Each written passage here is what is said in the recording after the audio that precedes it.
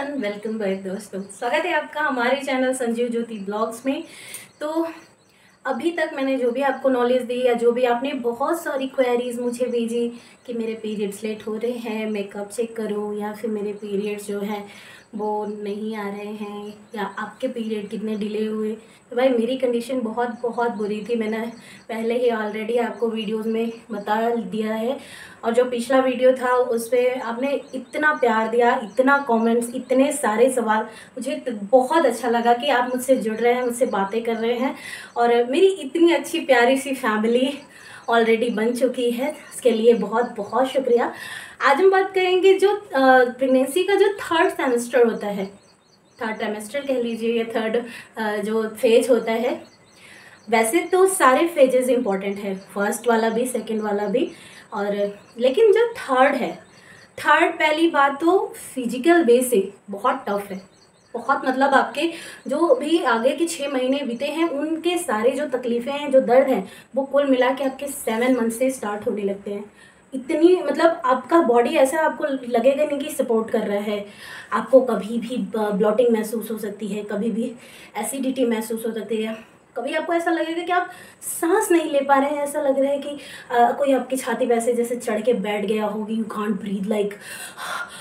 क्योंकि ये प्रॉब्लम जो है मैं अभी सडनली झेल रही हूँ, और मेरे से मतलब मैं ये चाहती हूँ कि जो जो प्रॉब्लम्स मुझे हो रही हैं या जो भी चीज़ें मैं सह रही हूँ, मैं वो आपसे इसलिए शेयर कर देती हूँ कि ताकि आप उससे सावधान रहे। मेरी जो प्यारी बहनें हैं उनको ये प्रॉब्लम ना झेलना पड़े।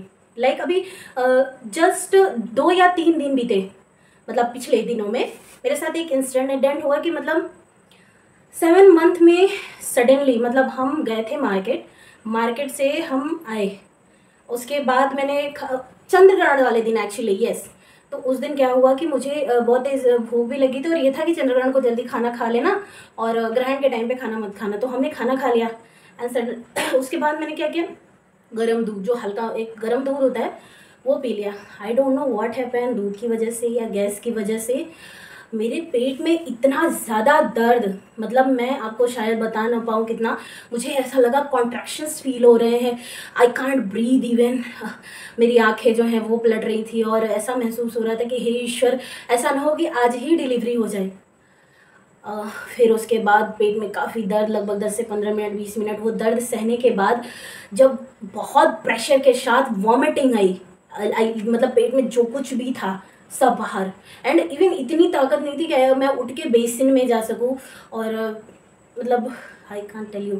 तो इन सब के दौरान मैंने जो भी महसूस किया, मैं आपसे बस एक ही बात कह रही हूँ कि थर्ड ट्रिमेस्टर में कभी भी अपना जो भी मील है वो लेने के बाद कभी भी मतलब ऐसी कोई चीज़ ना ले जिससे आपको हो सकता है गैस बन जाए या कभी उल्टी बनने के चांसेस हों।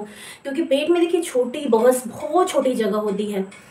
थर्ड ट्रिमेस्टर में पैरों का दर्द इतना ज़्यादा बढ़ जाता है क्योंकि आपके अपर बॉडी का वेट जो है वो बढ़ने लगता है, और पैर जो है वो उतने वजन उठाने के कैपेबल नहीं होते हैं। तो आप जब लंबे समय तक खड़े रहते हैं, लंबे समय तक वॉक करते हैं, अभी भी देखो मैं सपोर्ट लेके खड़ी हूँ, तो अब जो पैर में स्वेलिंग आती है, ब्लड सर्कुलेशन नहीं होता है। तो इन छोटी छोटी चीज़ों का आपको बहुत ख्याल रखना है। अब आप बोलेंगे कि 30 मिनट फिर वॉक कैसे करेंगे, तो 30 मिनट वॉक करने के दौरान जब आप चलते रहते हैं तो आपका जो प्रेशर है वो मेंटेन रहता है, लेकिन जब आप खड़े रहते हैं तो एक ही जगह जो प्रेशर है वो रुक जाता है, इसलिए ब्लड सर्कुलेशन प्रॉपर नहीं हो पाता। तो या तो आप काम क्या कीजिए, हल्का हल्का हल्का हल्का वॉक करते रहिए। इससे क्या होगा, आपका ब्लड सर्कुलेशन जो है वो मेंटेन रहेगा। आप कोई भी एक्सरसाइज करो मत करो, पेल्विक एक्सरसाइज मत करो, चाहे कीगल एक्सरसाइज मत करो, लेकिन walking is the very very important, ताकि आपका बेबी जो है वो राइट पोजीशन में आ सके। क्योंकि जो हेड होता है ना वो ग्रेविटी पहचानता है। तो 7 मंथ में आपको इतनी वॉक लेनी है कि आपका जो बेबी है उसका हेड जो है वो नीचे आ जाए। थर्ड सेमेस्टर में ब्रीदिंग का सबसे ज़्यादा प्रॉब्लम होता है। अभी तक मुझे जो सजेशन मिला है मेरी डॉक्टर के थ्रू कि आप ब्रीदिंग एक्सरसाइज कीजिए, क्योंकि जब भी लिवर पेन आएगा उस समय आपको कंट्रोल बनाए रखना बॉडी पे।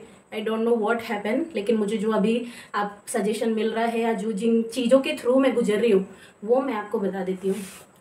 खाना बहुत लाइट आपको खाना है, लाइट इन द सेंस कि मतलब ऐसा नहीं हो कि आप ढेर सारा मील आपको थोड़ा थोड़ा करके लेना है। जैसे एक बार में आपने एक चपाती खाई और थोड़ी दाल, थोड़ी सब्जी, और ज़्यादातर आप कोशिश कीजिए कि प्रोटीनियस चीज़ें लीजिए, क्योंकि प्रोटीन का इंटेक जो हमारा इंडियन मील है उसमें बहुत कम होता है। हम दाल चावल रोटी सब्जी घी अगर इतना ले लिए, सलाद ले लिए, तो हमें लगता है कंप्लीट हो गया। एक कटोरी दाल में सिर्फ 5 से 6 ग्राम प्रोटीन मिलता है, उससे ज़्यादा नहीं मिलता। तो आप अपने प्रोटीन के जो सोर्सेज हैं उनको बढ़ाइए। मूंग दाल का चीला यूज़ कर सकते हैं, मसूर दाल का चीला यूज़ कर सकते हैं, चना भिगो के खा सकते हैं, दूध आप प्रॉपर ले सकते हैं, सोया बड़ी ले सकते हैं। अगर आपको डॉक्टर्स की लिखी हुई जो प्रोटीन पाउडर है ये नहीं पसंद आती, जैसे कि मैं, तो आप इन सब चीज़ों को ले सकते हैं। ओट्स ले सकते हैं, चिया सीड्स ले सकते हैं। और अभी मैं इस बात पे भी आपको एक वीडियो बना के दे दूंगी जिसमें कि आपको प्रोटीन या किस चीज़ से आपको जो ज़्यादा बेनिफिशियल है, आपको क्या क्या डाइट लेनी है।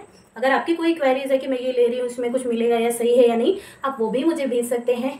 और हाँ, मैंने अपनी बेबी की पहली मोमेंट कब महसूस की, ये वीडियो मैंने ऑलरेडी चैनल पे पोस्ट कर दी है। अगर आपको वो स्टोरी सुननी है तो आप चैनल पे जाइए या डिस्क्रिप्शन में चेक कर लीजिए, आपको वो स्टोरी मिल जाएगी। तब तक के लिए राधे राधे।